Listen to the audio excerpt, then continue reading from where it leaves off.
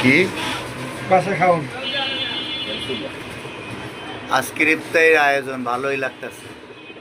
বাঙ্গি আছে, আপেল আছে, শসা আছে, আঙ্গুল ফল আছে, খেজুর আছে, আপেল আছে, শসাও আছে, গুড় আছে, ঘূর্ণি আছে, আলুর চাপ, বেগুন আর আছে এদিকে কাচ্ছি।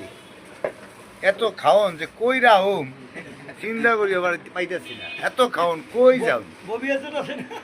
এই যে আমাদের বমি আছে, ও জিলাপিও আছে। আরে খাওন আর খাওন।